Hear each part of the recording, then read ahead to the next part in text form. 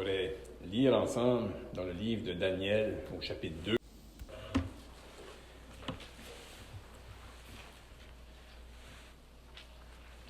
Daniel chapitre 2, et on va lire à partir du verset 20.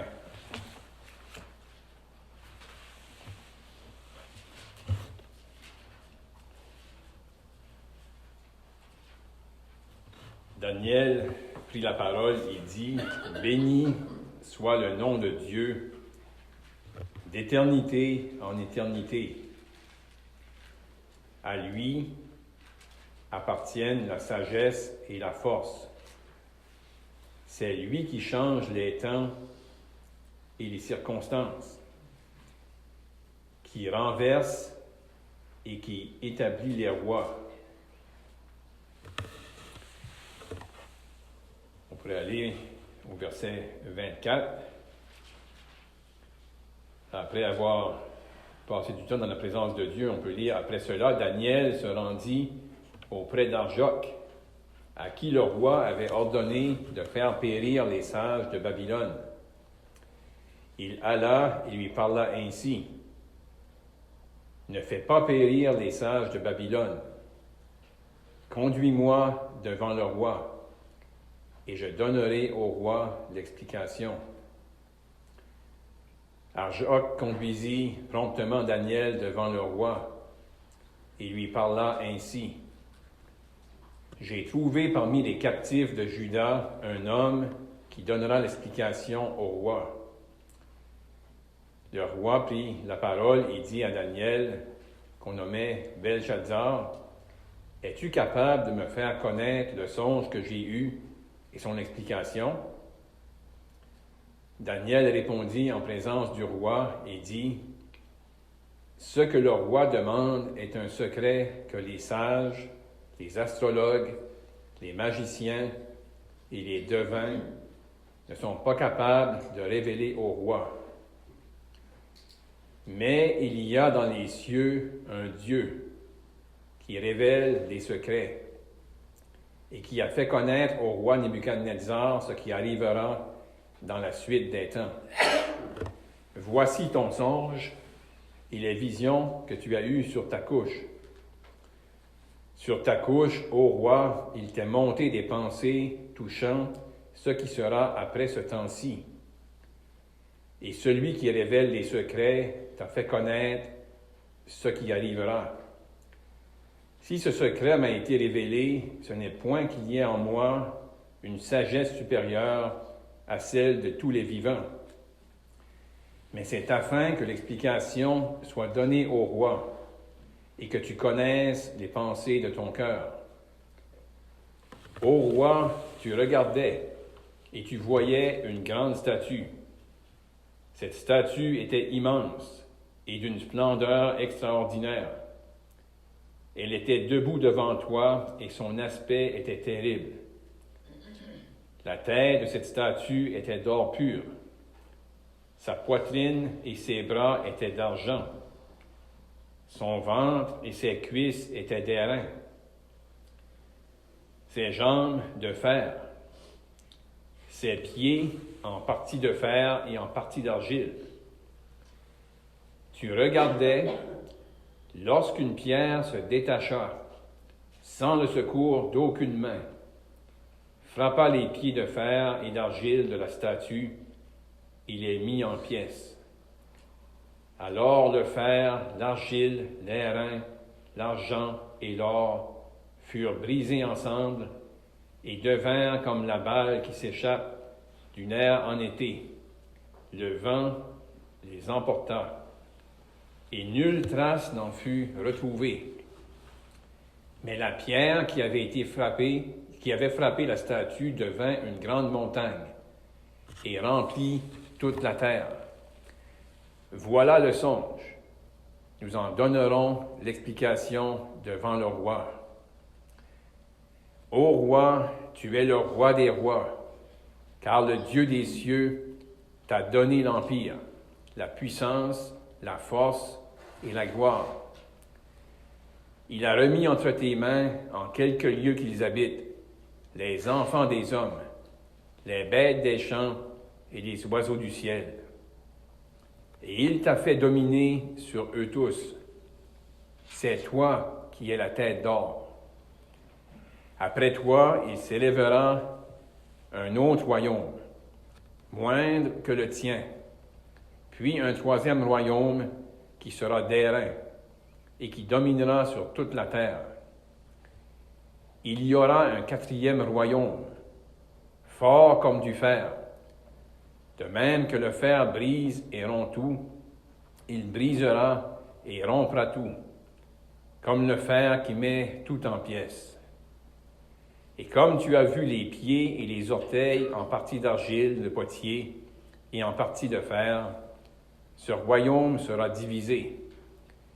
Mais il y aura en lui quelque chose de la force du fer, parce que tu as vu le fer, mêlé avec l'argile. Et comme les doigts des pieds étaient en partie de fer et en partie d'argile, ce royaume sera en partie fort et en partie fragile.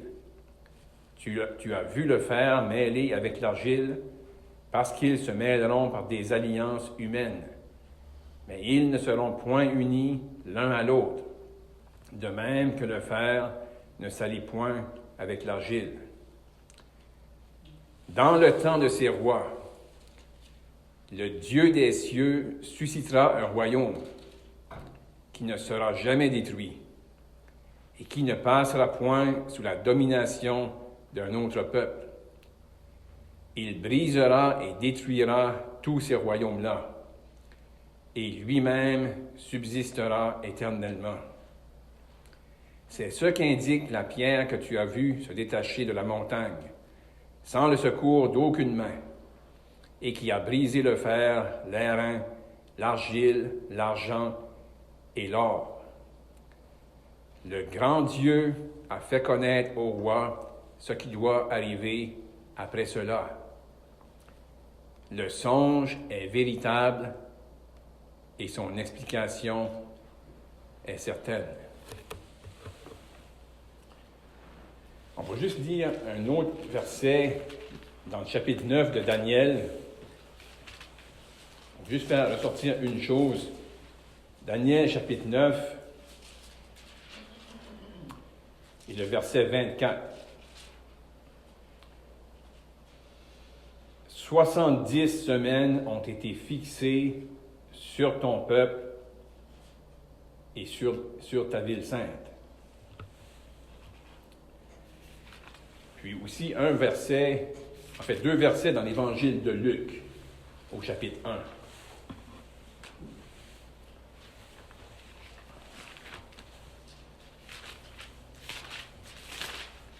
Luc, chapitre 1, et on va lire au verset 32.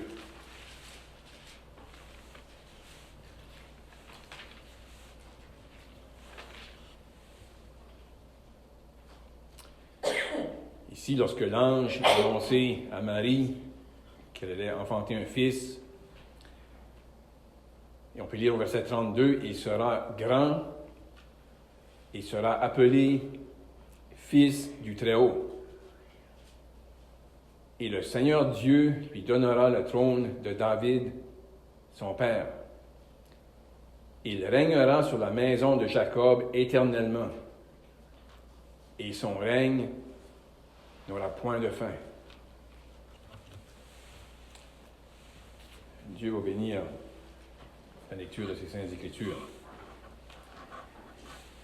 On veut poursuivre dans le livre de Daniel. C'est comme qu'on avait mentionné au tout début, qu'on a considéré le livre. On a vraiment ici, on peut dire, un modèle d'un croyant. Parce qu'on a, dans le livre de Daniel, au tout début du livre, un jeune homme qui vit dans une terre étrangère.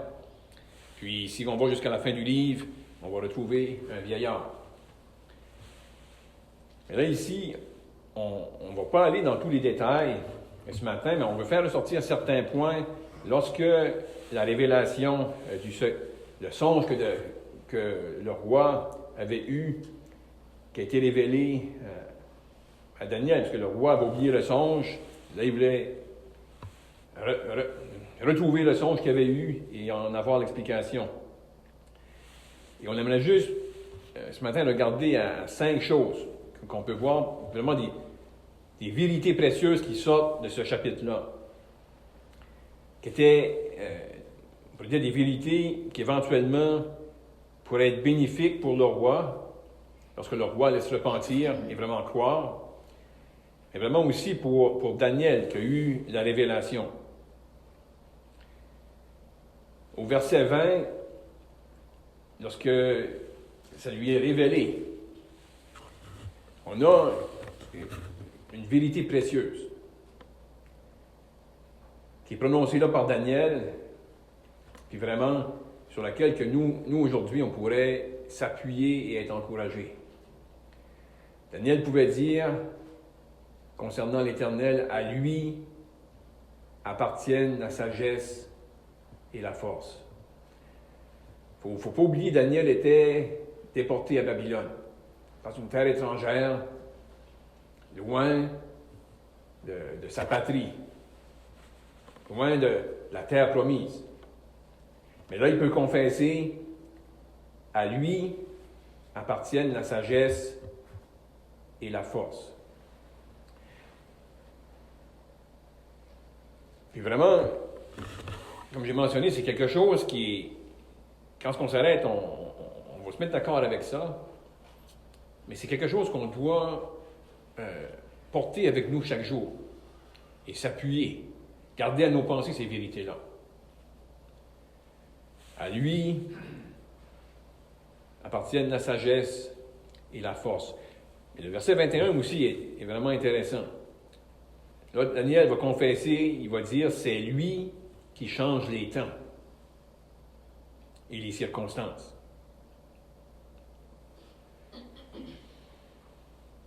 Il pense à l'Éternel. Là, il est dans une situation, peut-être qu'il ne comprend pas tout, mais il confesse en pensant à Dieu qui vient de lui révéler ce secret-là. Puis vraiment, Daniel, sans qu'il saisisse tout, là, il est déporté, mais on va le voir dans la révélation qu'il y a eu à la toute fin, il parle d'un royaume qui va jamais avoir de fin. Puis, possiblement que Daniel saisissait ce royaume-là, c'est le royaume de Dieu. Là, déporté à Babylone, il peut dire de la part de Dieu, après avoir dit c'est lui qui change les temps et les circonstances, c'est lui qui renverse et établit les rois. Là, il est comme rassuré par rapport à ce qui se passe. Non seulement à ce moment-là précis, il était à Babylone, et là, ça lui est révélé qu'il va y avoir d'autres royaumes qui vont venir. Mais là, dans la présence de Dieu, ça lui est révélé, Dieu est au contrôle. C'est lui qui décide. Et c'est lui qui renverse et qui établit les rois. Pour Daniel, c'était, si on pourrait dire, un repos, une tranquillité d'âme.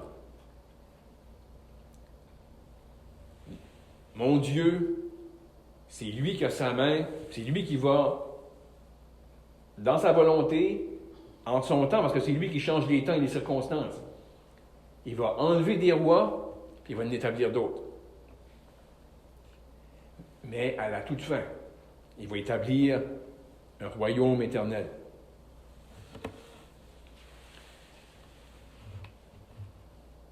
Pour Daniel, justement, dans sa condition, c'était une parole pour le tranquilliser, le rassurer. Mais comme croyant aujourd'hui, c'est ça que je mentionne ce matin, je suis conscient que c'est des choses qu'on connaît. Et peut-être parfois, c'est comme si ils sont oubliés, ces choses-là. On vit des circonstances, puis on perd de vue qu'il y a, et pour nous, il y a un futur solide. Il y a des choses certaines. Mais c'est sûr que dans le passage, je veux dire, dans le contexte, ces paroles-là sont spécialement pour le peuple juif. Mais il y a des vérités qui concernent les croyants d'aujourd'hui aussi. Mais là, après que c'est révélé, à Daniel, là, il va se présenter devant le roi. Après avoir dans la présence de Dieu confessé comment Dieu est au contrôle, Dieu, c'est en lui qui est la force, c'est lui qui enlève et place des rois. Là, il va se présenter devant Nebuchadnezzar. Puis il va lui révéler en détail la vision. Le songe que Nebuchadnezzar avait eu, il va lui dire, puis il va donner l'explication.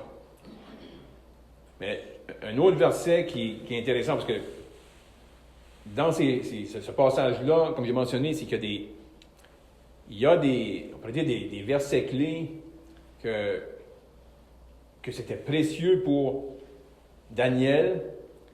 Ça pouvait devenir précieux aussi pour l'homme qui l'écoutait, Nebuchadnezzar. Mais pour nous, comme croyants aujourd'hui, on peut s'associer à Daniel.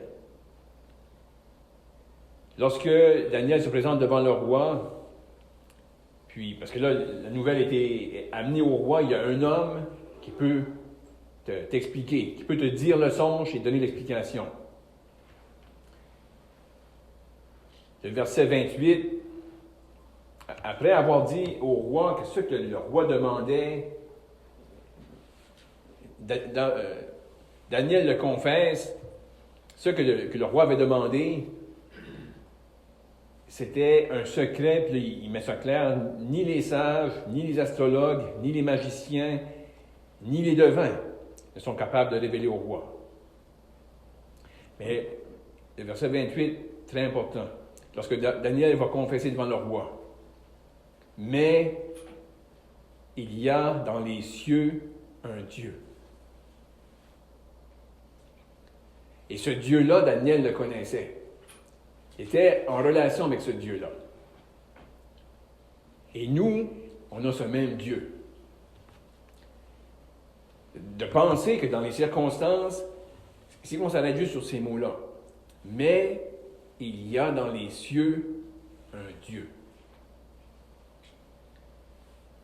Et nous, on est en relation, on est en communion avec ce Dieu-là. On était réconciliés avec Dieu par le Seigneur Jésus-Christ.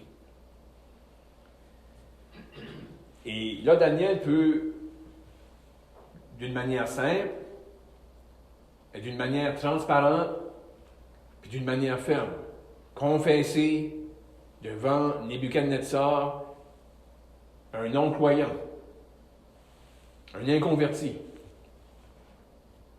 un homme qui se confiait dans des faux dieux. Et ces faux dieux-là étaient incapables de faire quoi que ce soit pour amener un peu de lumière à Nebuchadnezzar, face à son songe et face à son explication. Mais il y avait un Dieu dans les cieux, un Dieu qui est souverain, un Dieu qui est au contrôle. Et Daniel, devant Nebuchadnezzar, il confesse, il témoigne de la part de Dieu. Il y a un Dieu dans les cieux. Et là, il va révéler au roi son songe. Puis si on se met dans les souliers là, de Nebuchadnezzar, il avait eu un songe, puis vraiment, il ne s'en souvient pas du tout. Mais souvent, c'est comme ça, même nous, parfois, on peut avoir quelque chose qu'on a oublié, puis on ne se rappelle pas du tout. Ça peut être, peu importe le sujet. Et là, tout à coup, quelqu'un nous ramène un petit détail ou nous explique la situation, puis là, ça revient à nos pensées.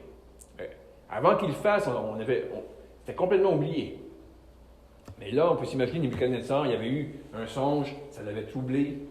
Et là, tout à coup, l'explication qui est donnée, c'est donnée à la lettre. C'est exactement le songe que Nebuchadnezzar avait eu.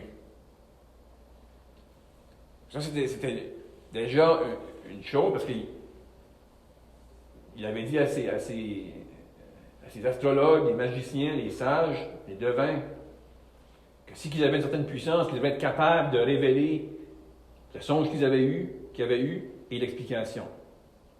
Et là, Daniel, il révèle le songe exactement comme que c'est arrivé.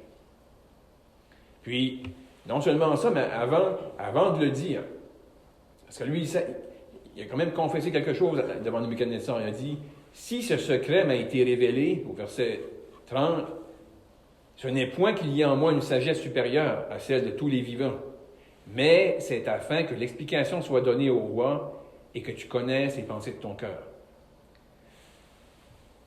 Dieu voulait parler à Nebuchadnezzar. Puis, il a donné la révélation à Daniel. Et avant qu'il y ait eu l'explication, on peut juste imaginer Nebuchadnezzar. Là, ça revient à ses pensées. Qu'est-ce que Daniel me dit, là? C'est exactement le songe que j'ai eu. Là, il devait être attentif à ce que Daniel allait dire. Parce que là, c'était évident, si Daniel pouvait révéler ça, et puis il venait de le dire, ça, c'était quelque chose d'impossible pour les hommes. Mais il y a un Dieu dans les cieux qui révèle. Et là, ensuite, il va donner l'explication. Puis vraiment, non seulement c'est une explication pour Nebuchadnezzar, c'était afin que les pensées de son cœur soient, qu'il connaisse les pensées de son cœur, qu'elles soient révélées. Puis on va le voir plus tard, parce qu'au chapitre 3, là, ça va ressortir qu'est-ce qu'il y avait dans le cœur de Nebuchadnezzar. Mais là, Dieu parle à Nebuchadnezzar. Puis il va lui dire, la tête, ça c'est toi, la tête de la statue. Mais là, il laisse entendre qu'il va venir d'autres royaumes. Puis quand ce qu'il révèle, justement, c'est pas qu'il va avoir un successeur à Nebuchadnezzar, puis ça va être encore le royaume de son peuple, mais il va avoir d'autres royaumes. Son royaume, qu'est-ce qui va arriver? Il va être enlevé. Lui avait été élevé, comme qu'on a lu au verset 21, c'est lui qui renverse et qui établit les rois. L'Éternel l'avait permis que lui était là. Ensuite, il allait avoir d'autres royaumes. Et ces royaumes-là, qui sont mentionnés ici, il faut qu'on mentionne, il existait d'autres royaumes sur la terre. Mais ces royaumes-là, c'est des royaumes en relation avec Israël. Et là, après qu'il va avoir mentionné ces royaumes-là, puis qu'il donne l'explication, il va ajouter à la fin comment, ça dit dans le temps de ces rois au verset 44. Là, il va encore revenir avec l'expression le Dieu des cieux suscitera un royaume qui ne sera jamais détruit. Les royaumes qui allaient venir avant, le royaume de Nebuchadnezzar, c'est un royaume puissant. Mais il allait être enlevé. Un autre royaume allait venir. Peut-être moins puissant, mais son royaume, lui, allait être aboli. Il allait en avoir un autre. Il allait avoir 4 royaumes. Mais à la toute fin, ça dit, dans le temps de ces rois, le Dieu suscitera un royaume qui ne sera jamais détruit. Le royaume de Babylone a tombé. Le royaume des Mèdes et des Perses a tombé aussi. Le royaume des Grecs est tombé aussi. Et là, il y a eu un royaume, l'Empire romain, qui n'a pas encore été détruit complètement, qui va ressurgir, si on pourrait dire de ses cendres. Il n'a jamais été complètement détruit. Puis il y a un temps, plus tard dans le futur, que ce royaume-là va encore se manifester. C'est pour ça que ça mentionne dans le temps de ces rois. Ça fait référence, on pourrait dire, au dernier des rois. Que là, il va avoir un autre royaume. Ça dit, le Dieu des cieux suscitera un royaume qui ne sera jamais détruit.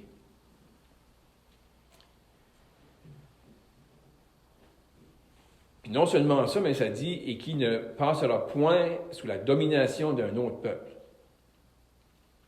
Et là, ça donne quelques détails. Il brisera et détruira tous ces royaumes-là, et lui-même subsistera éternellement. Puis là, c'est clair aussi, Daniel dit, c'est ce qu'indique la pierre que tu as vue se détacher de la montagne, sans le secours d'aucune main. Donc, une source, on pourrait dire une source divine, qui intervient et qui va détruire ces royaumes-là. Puis là, il va y avoir un royaume éternel. On a lu dans l'Évangile de Luc, juste pour faire le lien, puis aussi dans Daniel chapitre 9, parce que il y a des gens, encore aujourd'hui, c'est comme notre frère l'a mentionné ce matin, il y a des gens qui vont croire, certaines choses qui ne vont pas croire dans la parole de Dieu. Mais dans l'Évangile, même avant d'aller dans l'Évangile de Luc, dans Daniel chapitre 9, parce que ça parle de cette, on va le voir plus tard, mais la prophétie concernant les 70 semaines, on a lu ces paroles, 70 semaines ont été fixées sur ton peuple et sur la ville sainte. C'est surtout l'expression sur ton peuple que moi je veux qu'on retienne. Et dans Luc chapitre 1, c'est clair lorsque l'ange parle à Marie, puis qu'il parle justement d'un royaume qui va venir. Et c'est clair à qui va être assis sur le trône. Ça va être celui que Marie va enfanter. Ça nous dit qu'il va lui donner le trône de David, son père, et il régnera sur la maison de Jacob éternellement. Donc, on a la maison de Jacob. On pourrait dire c'est l'expression qui est associée au peuple d'Israël, les descendants de Jacob. Donc, il y a un futur pour Israël. Le peuple terrestre de Dieu, il y a des promesses pour ce peuple-là. Il va y avoir un jour où le Seigneur Jésus va régner sur la maison de Jacob éternellement. Donc ça élimine certains faux enseignements qu'on entend par rapport à ça. Que les 70 semaines de Daniel, c'est du passé. Que la tribulation, l'Apocalypse, ça a commencé, ça fait longtemps. Non. Selon le livre de Daniel, dans les prophéties, les 70 semaines de Daniel, il y a 69 semaines qui se sont accomplies. Et il reste une semaine où cet empire-là, ce quatrième royaume, qui était mêlé de fer et d'argile, va ressurgir. Un empire, un royaume qui va être fort, mais à la fois fragile, qui va faire des alliances, et qui ne va jamais être uni. Et ça va être détruit. Et celui qui va le détruire, c'est le Seigneur Jésus, qui va revenir pour régner. Donc là, c'est dit, on pourrait dire la première, on pourrait dire le premier but dans cette révélation-là, c'était pour parler à Nebuchadnezzar, pour connaître les pensées de son cœur. Comme on a mentionné, on va le voir dans le chapitre 3. C'est qu'est-ce qu'il y avait dans le cœur de cet homme-là. Mais en même temps, Dieu révèle ce qu'il y a comme plan pour le futur et pour Israël.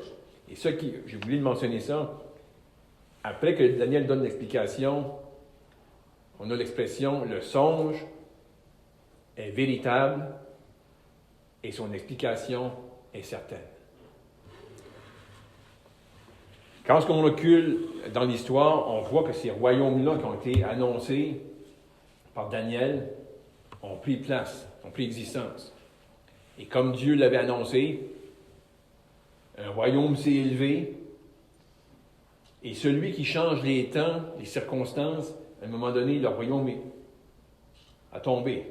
C'est un autre qui a vaincu. Mais ce n'était pas n'importe qui. C'était ceux que Dieu avait annoncés d'avance. Et ça, quand on voit ça, ça nous rassure nous-mêmes pour le futur. Parce que là, cette prophétie-là, il y a encore quelque chose, il y a beaucoup qui s'est accompli, mais il y a encore quelque chose à venir. Mais vraiment, quand on regarde ce qui s'est passé, qui s'est accompli à la lettre, et que là, on voit longtemps après, lorsque l'ange a annoncé à Marie qu'elle allait enfanter un fils, il ramène un petit élément de cette vérité-là, qui avait été annoncé longtemps en avance.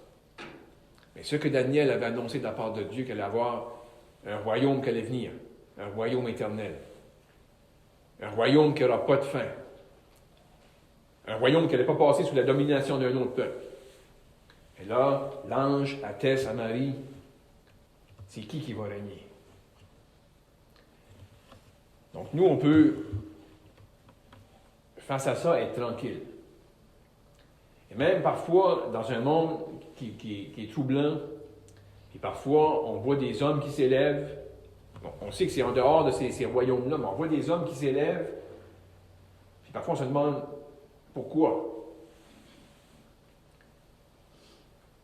Mais il ne faut pas oublier, basé sur ceci, si on prend juste ces vérités-là concernant l'Éternel, c'est lui qui change les temps et les circonstances. Par cette prophétie-là, cette révélation-là, on voit que Dieu est souverain. Dieu a un plan, ça va s'exécuter à la lettre. Donc nous, comme croyants, on peut être tranquille. On peut être rassurés. Puis vraiment, on peut pointer des gens. Si vous voulez être rassuré, si vous voulez être en sécurité, il y a un moyen. Il faut se réfugier dans le Seigneur Jésus. Il faut le connaître comme notre Sauveur. Il faut avoir nos péchés pardonnés. Et là, on sait que nous, comme croyants pour l'Église, avant que la dernière semaine qui a été annoncée par Daniel, une semaine d'année, avant que ça prenne place, parce que comme on veut mettre clair, même s'il y a des gens qui veulent dire que la tribulation, ça a commencé, ça fait longtemps. Non. La tribulation, elle va venir dans un temps bien précis. C'est pas encore venu. Mais avant que ça arrive, nous, comme croyants, on va être enlevés de la terre. On va échapper à ces jours-là terribles, où ce que Dieu, par les jugements, va amener éventuellement un reste d'Israël à la repentance, pour reconnaître le Messie qu'ils ont crucifié.